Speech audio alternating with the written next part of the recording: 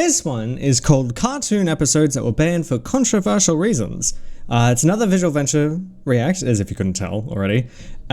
People seem to enjoy the last one. I absolutely love Visual Venture. He does amazing videos. So, without further ado, instead of pussyfooting around, let's just start the video. There's your liability warning. What happens when a cartoon causes panic, outrage, or even medical emergencies? It gets banned. I wonder if they're going to talk Today about we'll the look at Porygon cartoon episode. episodes banned for being too that's controversial. My goal this year is to give you guys double the amount of videos that I upload for you guys, but it's actually turning out to be a more daunting task than I realized because, you know, we're not some content farm or anything, but I am not going to give up, and it would really help if you subscribe so you do not miss any of our new videos. And I promise to do my best for you guys. I'm Visual Venture, and as always, you guys are awesome. Okay, Peppa Pig. So there is one episode, I want to get this off first. I'm going to predict it. It's not pre-watched. The one episode I am thinking might make an appearance is the Porygon episode of Pokemon, because I believe in I haven't watched it myself, but I believe in that episode something happens with Porygon and there's a bunch of flashing lights. Like it flashes a lot, and I believe that caused a bunch of seizures in children and other people that watched it as well, because there was no warning. And then a few of those people died, and then they just went, yeah, cut it, take it off the air. So I have a feeling that one's going to be in here. Peppa Pig. In 2004, Peppa Pig released an episode called Mr. Skinny Legs. Kids loved it, but when parents saw it, they panicked because that episode told kids to do something that could be deadly. And this wasn't a small issue. Peppa Pig was influencing millions of children. Its official channel has over 40 million subscribers. Damn. It also has 30 billion views across 8,000 videos. So you can imagine how many kids watch it. Peppa Pig was made for preschoolers, and these kids are still learning how the world works. I watched it as a kid. Kids don't just watch Peppa, they copy her. So what dangerous lesson did this episode teach? In this episode, George finds a spider in the bathroom. Instead of running away, he picks it up. George likes the spider. Yeah, spider likes George. Not safe. George shows the spider to Peppa, but when she sees it, she panics. You have to help me with the tea party. Eventually, Daddy Pig comes to calm George, Peppa down. He calmly explains that spiders are very, very small and can't hurt you. So instead of getting rid of the spider, he encourages Peppa to befriend it. By the end of the episode, Peppa is about to have a tea party with the spider. Mummy, Daddy, sit down. We are all going to have tea with Mr. Skinny Legs. I think The I can message understand is straightforward. Kids why. shouldn't be scared of spiders because spiders are harmless. For most of the world, it was a reasonable lesson, but in Australia, it was unacceptable because Australian spiders aren't just scary, they're deadly. Insanely deadly. In fact, I think it was last year or a couple years ago, there it is right there, the funnel web spider. The Sydney funnel web spider is the most deadly spider on the planet. Its, I think, 1-inch fang can punch through shoe leather. So even wearing shoes, you're not safe from these fucking things. And we found a bigger version that is double the size called the, what was it? Oh yeah, the Newcastle Big Boy. So it's a bit of a big spider and a bit of a big deal. I absolutely, like, there's no problem with, like, yeah, you shouldn't be afraid of spiders, running away, getting scared. It's not that big of a deal, especially because it's skinny legs. I imagine it's referring to the daddy long leg spider. I don't know if it has different names in other parts of the world, but that's what we call it here. Like it's totally understandable. Like, yeah, you shouldn't be afraid of all spiders. Some are small and scary. Like, I love jumping spiders. They are absolutely tiny and adorable, as much as I absolutely hate the fact that they jump. But, like, it's a good message in most cases. And yeah, in Australia, you do need to be wary of spiders. You see something crawling along the walls, it doesn't matter what it is, you get the bug spray. You don't put it outside, you get the bug spray. Even if it's a huntsman. And huntsman, fun fact, I mean, I'm sure if you're watching this, you've watched the Morpahs videos. The huntsman spider is completely, it's such an anxiety-ridden spider. It hides under the flattest surfaces in dark, usually somewhat damp areas. Mostly dry, now that I think about it, because it hides in the sun visor.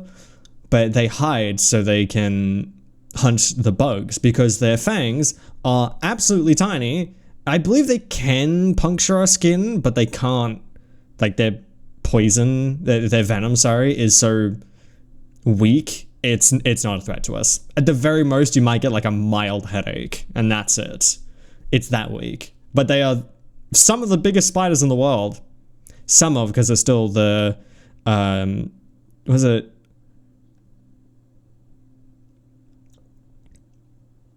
The Goliath bird-eating spider, I believe, is the biggest spider in the world, I think. Correct me if I'm wrong in the comments.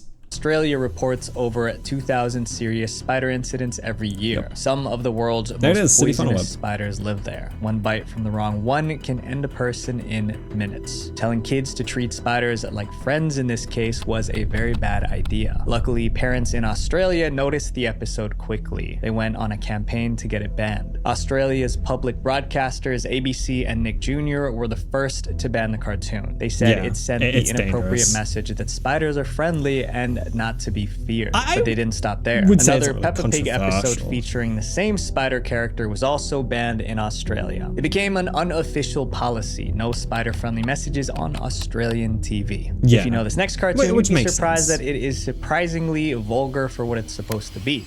Oh? Dexter's Laboratory.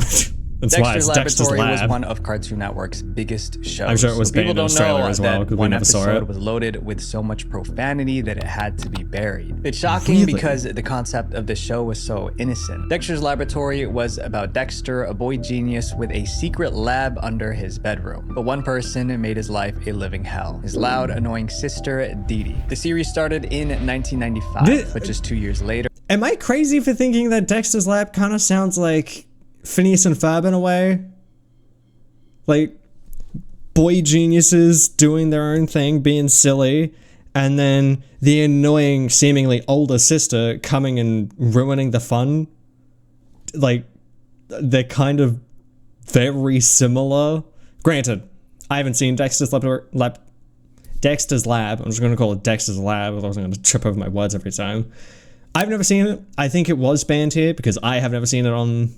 when I was a kid growing up in Australia. I never saw it. I didn't even know it existed until a few years ago. So I think I know where it got banned. In 1997, they created the most offensive episode ever. The episode was titled Rude Removal. And as soon as you see the title card, you'll know there's a problem. Dee Dee flips the middle finger, and Dexter moons the camera. The story wasn't any better. Dexter is fed up with Dee Dee's rude behavior, so he builds a machine to remove her behavior literally. He's going to zap the rudeness out of her. This machine has the ability to remove and contain the most annoying personality trait known to man. Rudeness. But Dee Dee refuses to cooperate. Oh yeah! You're the rude one, brother.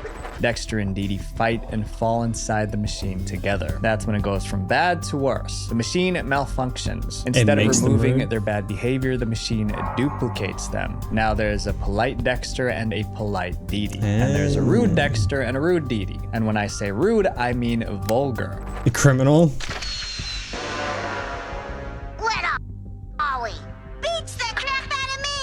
Why, you're in Dexter's laboratory, silly. The rude versions of Dexter and Dee Dee drop the F word over and over again. Oh dear.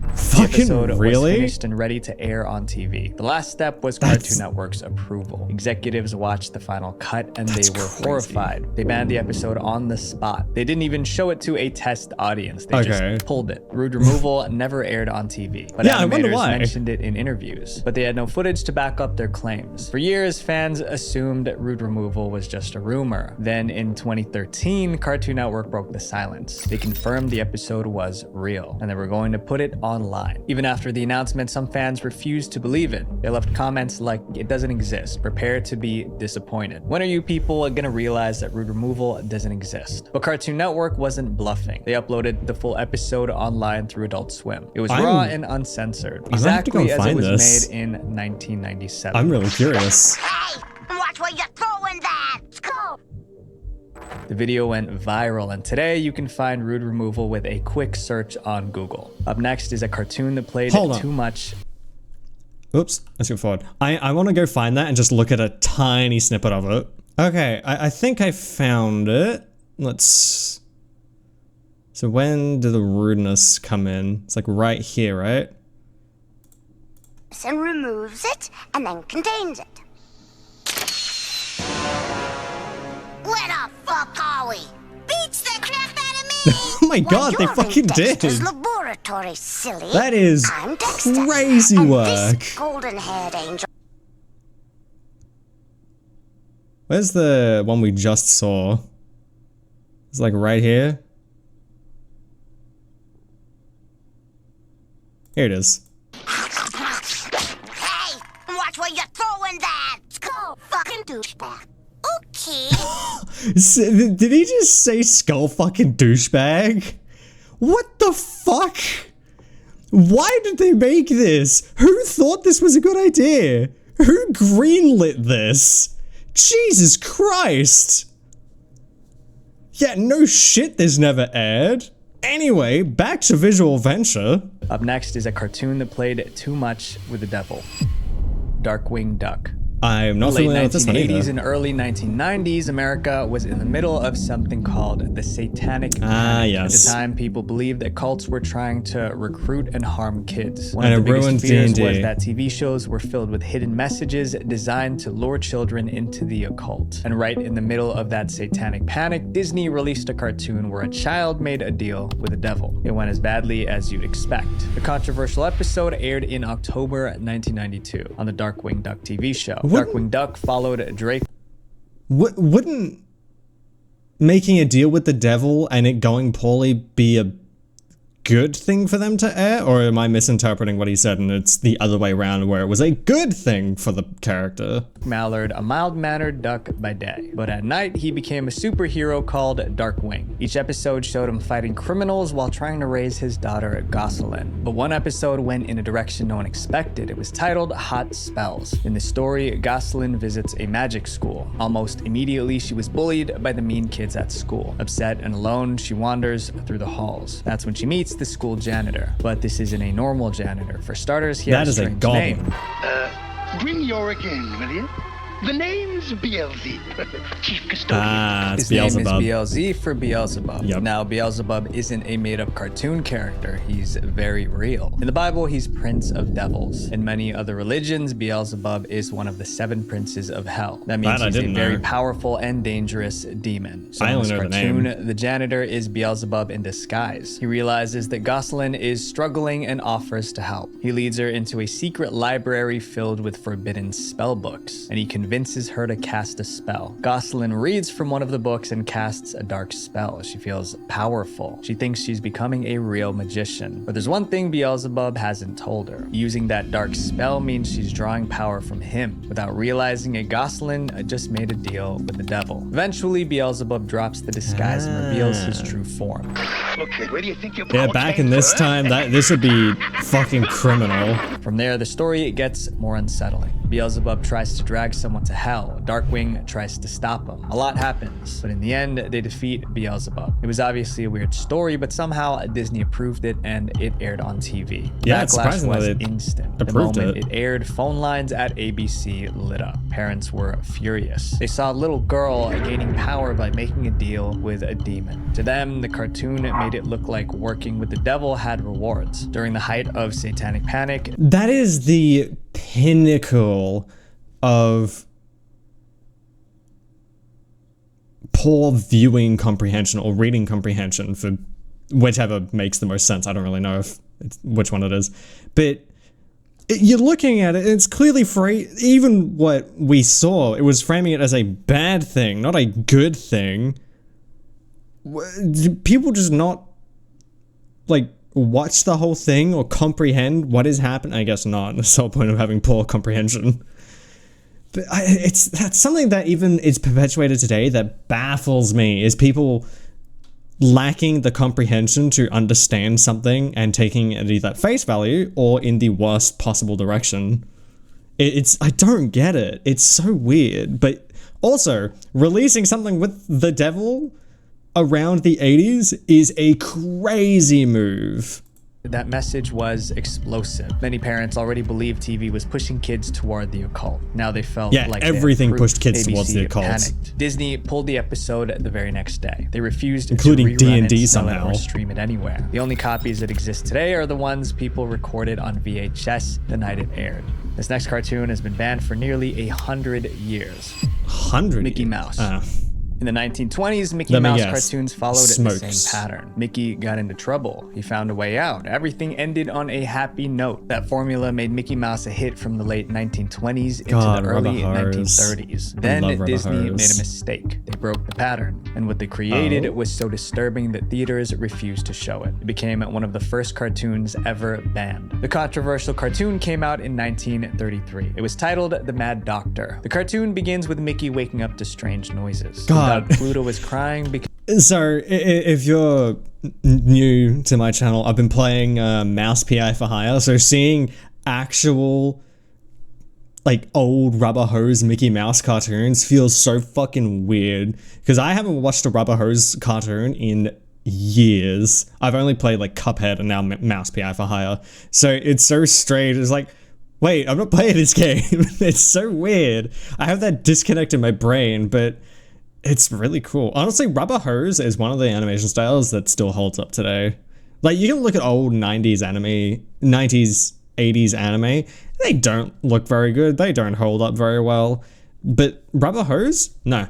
Holds up today. It's so good. Because he's being kidnapped by a hooded figure. The kidnapper drags the dog through the woods. It's a scary scene with wind, thunder, and lightning. Pluto is taken into a dark castle. Inside, the hooded figure removes his cloak. It's the Mad Doctor, a crazy scientist obsessed with animal experiments. And he kidnapped Pluto for his next experiment. The doctor plans to cut off Pluto's head, sew it onto a chicken's body, and see if the creature can lay eggs that hatch into puppies. Yeah, that's the actual plot of a Mickey Mouse no wonder this got fucking banned. Pluto what and the hell? The chicken are strapped to operating tables. The experiment is about to begin. Meanwhile, Mickey races through the castle to rescue his dog. It was going pretty slow. The Mad Doctor captures Mickey and are strapped to operating tables. The experiment is about to begin. Meanwhile, Mickey races through the castle. He's racing through the castle here, as you can see. To rescue his dog, but it's a trap. The Mad Doctor captures Mickey and ties him down. Then he lowers a massive buzzsaw toward Mickey's body. He wants to chop Mickey in half. Mickey can't break free. Then just before it's too late, Mickey wakes up. It was all a dream. Mickey is in his bedroom and Pluto is safe. The dog runs into Mickey's arms. So why on earth did Disney make such a terrifying cartoon? Well, they said it was supposed to be a tribute to classic horror movies like Frankenstein. But viewers didn't care about the tribute. They only cared about how disturbing it felt. Back in the early 1930s, most people didn't have TV sets at home. So cartoons like Mickey Mouse were shown in theaters. Theaters in the US were the first to see The Mad Doctor, and they disliked it so much that many flat out refused to play it. The theaters said it looked too scary for kids. Some other countries felt the same. In the UK, the Board of Film Censors banned it. Then Germany banned it too. Clearly people didn't love this cartoon. And that was that's in Nazi Germany too. Disney put it aside and stopped promoting it. But it didn't disappear forever. For some reason, folks at Disney didn't set up the copyright for The Mad Doctor properly, and that copyright error allowed it to slip into the public domain. That's why today you can find The Mad Doctor on YouTube. It's one of the few Mickey cartoons you can legally watch for free. This next cartoon was so disturbing, it never even made it to the screen.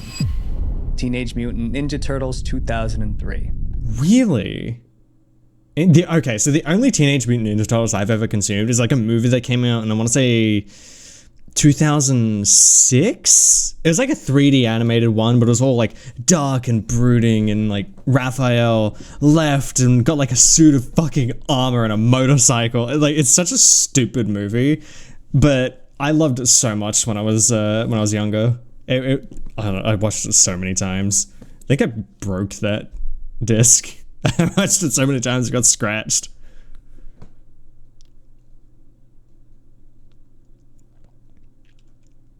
That's crazy that they would make that dark of an episode with Mickey fucking Mouse. I mean, in, was it Kingdom Hearts?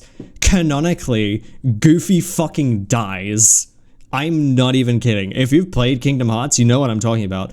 There is a segment in Kingdom Hearts, I want to say 2?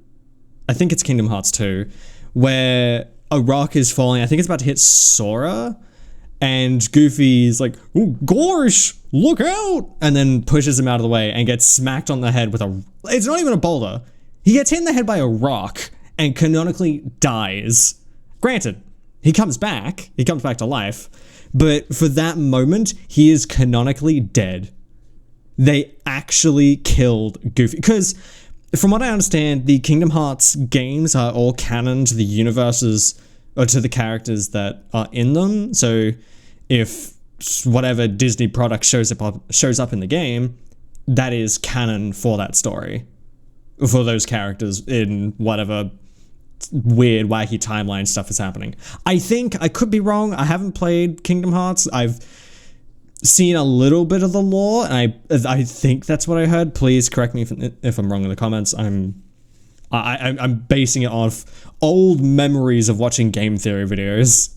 Anyway, let's see what this is. If you grew up in the 2000s, you probably watched Teenage Mutant Ninja Turtles. The show followed 4 turtle brothers who fight crime. It was action-packed and perfect for kids. But in 2005, one episode pushed the show into nightmare territory. It was titled Insane in the Membrane, and it centered around one character, Baxter Stockman. Baxter started out as a genius scientist, but he worked for Shredder, the Turtles' main enemy. I still think Shredder has an absolute baller design. Punished him with surgery. Each failure cost him a part of his body. By the time this episode begins, Baxter isn't even human. He's just a brain and a spine floating inside a glass tank. But Baxter refuses to give up. He wants to rebuild his body. However, a friend warns him about the dangers. Rebuilding a body from scratch could damage his mind. Baxter doesn't care. He's a genius, and he finds a way to clone a new version of himself. And at first, it works perfectly. He can walk, he can speak, he feels human again. Then his new body starts to fall apart literally. His skin, his fingers, and his face begin to disintegrate. As his body decays, so does his mind.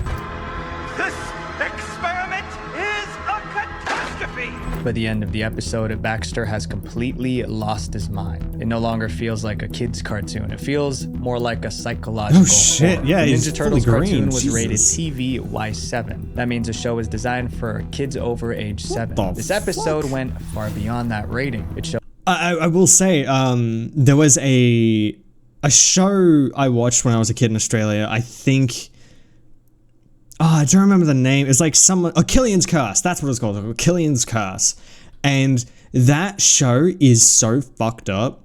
Basically, to give a quick rundown of the premise,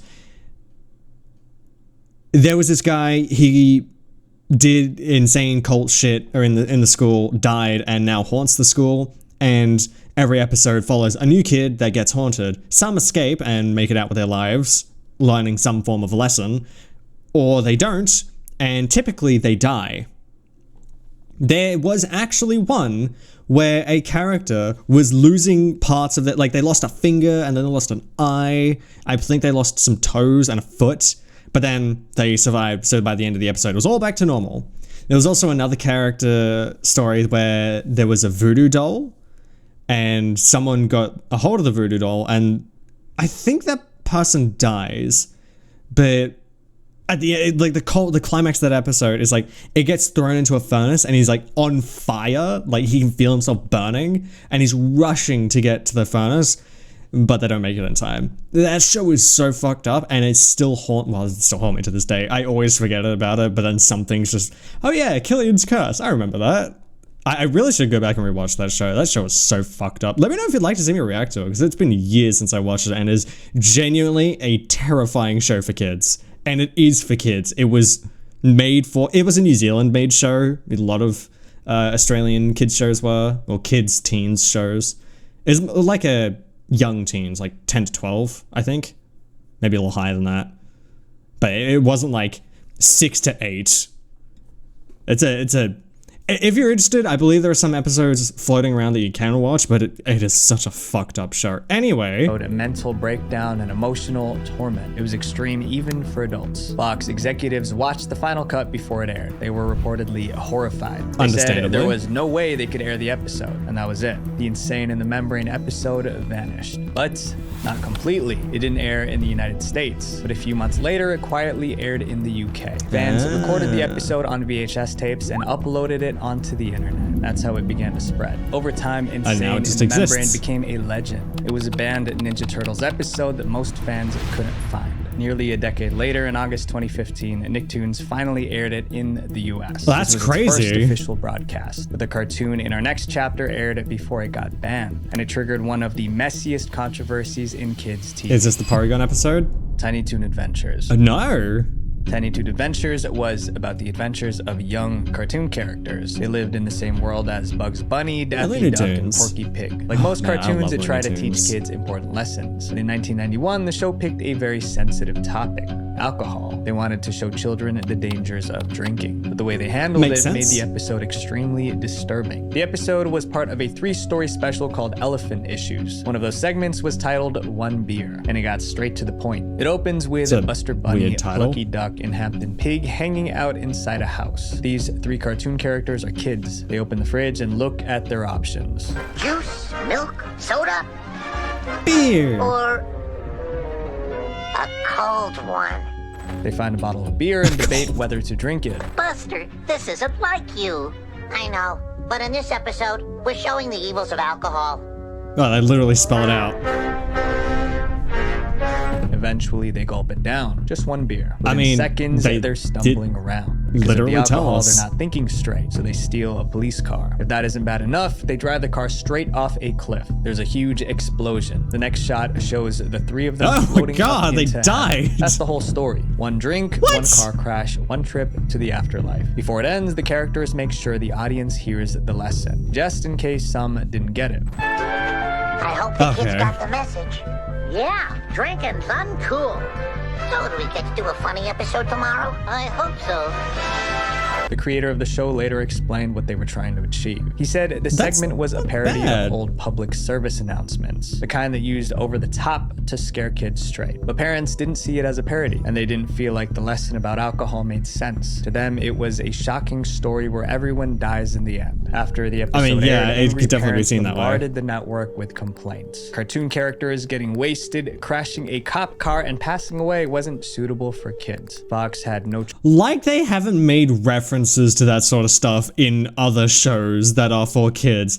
Like fucking, oh, I don't know, SpongeBob, which I guarantee, I haven't watched a lot of SpongeBob, but I know enough to know that they make those kinds of jokes a lot. I mean, it's fucking SpongeBob. They're in Bikini Bottom with sandy cheeks and Krusty Krabs.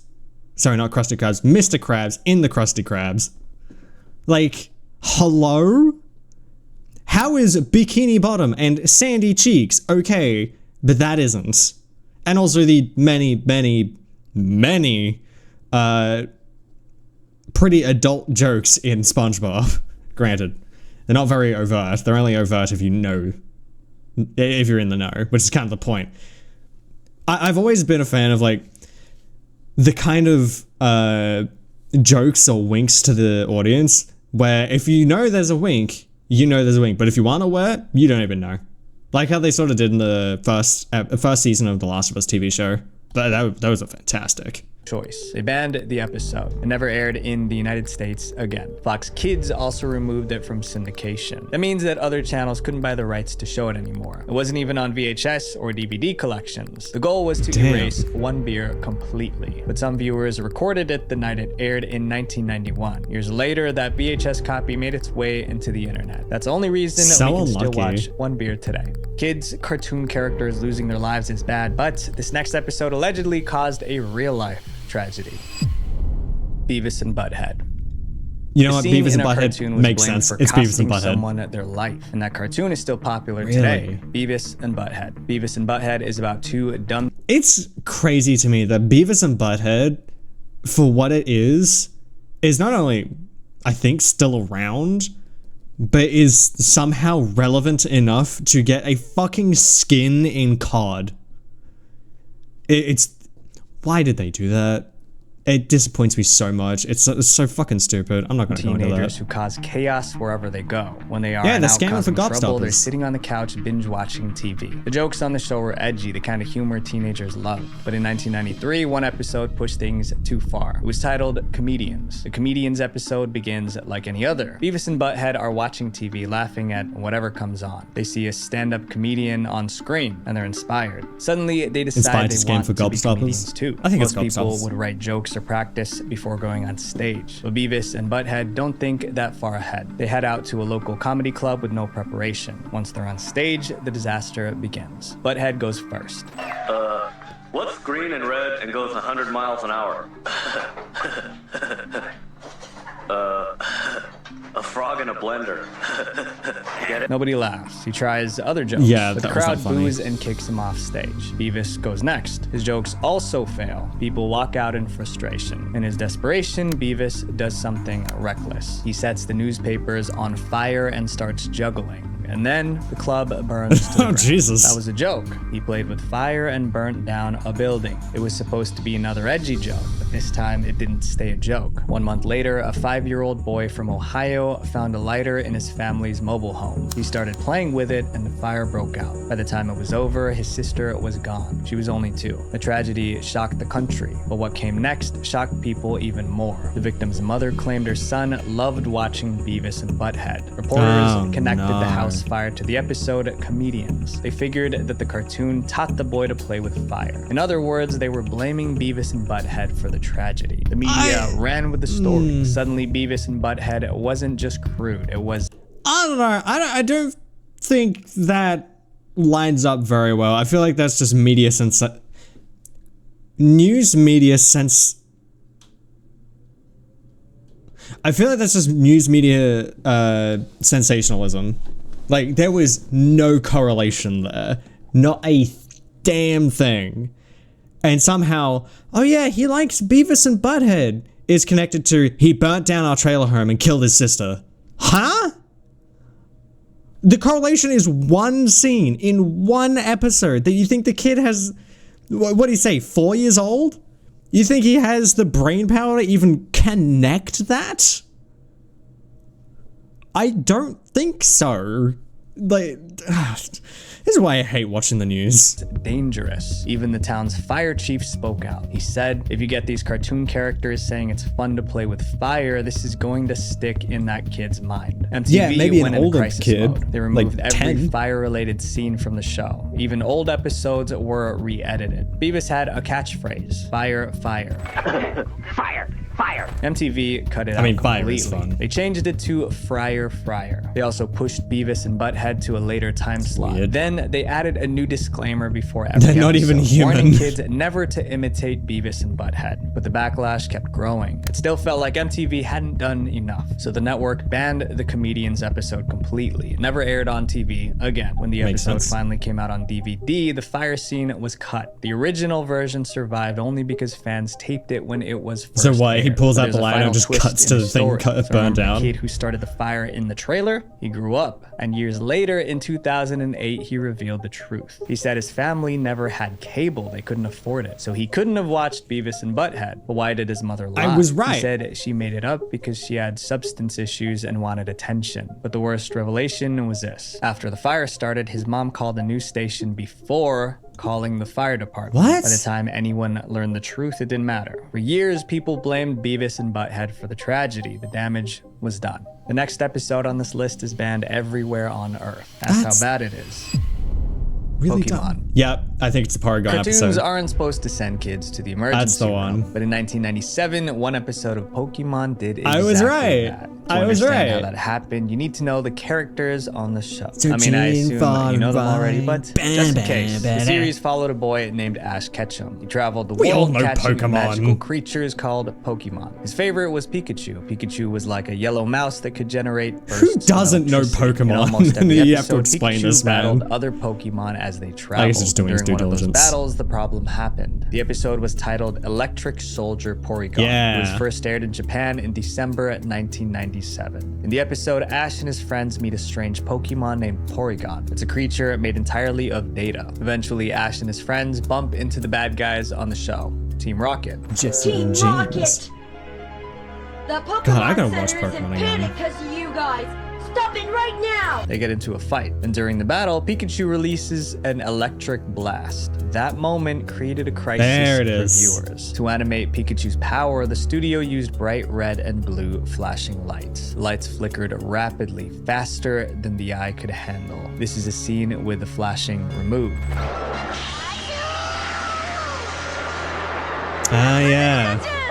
The scene lasted just a few seconds, but the effects were instant. Across Japan, kids watching the episode I mean, we began saw it. We saw the collapsing. red and Some had blue. seizures, some passed out, others struggled to breathe. Paramedics raced from home to home. Hospitals couldn't keep up. The press called it Pokemon shock. By the end of the night, 685 kids were I shouldn't be laughing. hospitalized, Yeah, all it was because really of one bad. scene in a cartoon. Pokemon was pulled from TV immediately. The show didn't return for 4 months. Even the government got involved. Japan introduced new rules restricting flashing lights in cartoons. Electric Soldier Porygon was banned worldwide. It never officially it's aired dangerous. anywhere again. This episode holds the Guinness World Record for most seizures caused by Oh a my TV God. broadcast. It even became a pop culture reference. Guinness is such in one episode bullshit. of The Simpsons, the family visits Tokyo. They turn on the TV and Bart asks, Isn't this that cartoon that causes seizures? it was funny, but the real event was tragic for hundreds of viewers. Yeah, it was a That Pokemon episode was tragedy. the most dangerous cartoon ever broadcast. No, I don't mean, I'm not trying to make light of it. It was really, really bad, but like looking back on it, it's crazy that such a small red and blue flash caused such like a lot of pain for a lot of people. I think it killed some people, if I'm not mistaken. It's really upsetting, and I believe at the time it was because epilepsy and those sorts of visual, I don't know the word, medical issues, I guess, weren't as studied when this episode released, and then that's when the like epilepsy warnings started getting like, I mean, we see it at the start of Visual Venture episodes. He has like the little disclaimer, and we see it in damn near every game in these days, and even movies. You'll see like the flashing lights warning. It's because of this. I don't think it's necessarily because of this episode, but it's because of stuff like this in shows and movies. It caused seizures, problems, and eventually, like the Digital Millennium Rights Act. I think it was that one. No, that's DMCA. Never mind. I think it was the ESRB that did it. I think it was the ESRB said, hey, we need to fix this shit now. And then it became a more recognized common thing, which is kind of fascinating. I mean, hey, rules are written in blood. That's a time for a reason. Anyway. My friends, if you see something inappropriate for kids online, report it. Especially now with the internet being so much more advanced than many of these cartoons. Because you never know. That could make a bigger difference in a kid's life than you think. Visual Venture. Or you could just parent your kids, let's be real. So we talked about controversial cartoons for kids, but if you want to take it up Hey, a notch, he talks there's a about, reality Kid show where Nation. they left kids alone John Tron did a with video on that no one. adults, and it became the most controversial reality show ever created. Click Yeah. here to watch it. Love you guys. Peace. Yeah, Kid Nation, this video here. There's an entire, I think there's two episodes, there's two videos that John Tron did on Kid Nation. Like the first one was covering Kid Nation, then the other one was like an interview with actually this kid right here, Jimmy. It's a really good video. I would recommend it. It's interesting, terrible. I was about to say terrifying, and also kind of fascinating to see how Jimmy went from crying on the quote-unquote reality TV show to doing pretty well for himself now. That's very interesting. I definitely learned some stuff. A lot of those I have not seen. Fucking obviously, they're all banned, but most of them I didn't know, and a lot of them are shows I've never seen. So it was actually pretty fascinating to learn. Though I am very happy I guessed correctly at the start of the episode. I did not pre-watch it. I just know that episode very well and have been making, well, I have been making jokes about it. I used to make jokes about it when I was younger because I knew it existed and thought it was kind of silly that they banned an episode of Pokemon. Why? because that's all I knew at the time. I didn't find that out until a few years after I was making jokes about it. Yeah, this is a really good video. I fucking love visual adventure videos. I definitely want to do more. I do have another one that I plan to do that I'm not going to say what it is. There was another one that was recommended to me, though I struggled to find it, which is unfortunate. But if you guys have any suggestions for more videos to react to, please leave them in the comments, or feel free to join the Discord, link is in the description, and let me know in the Discord.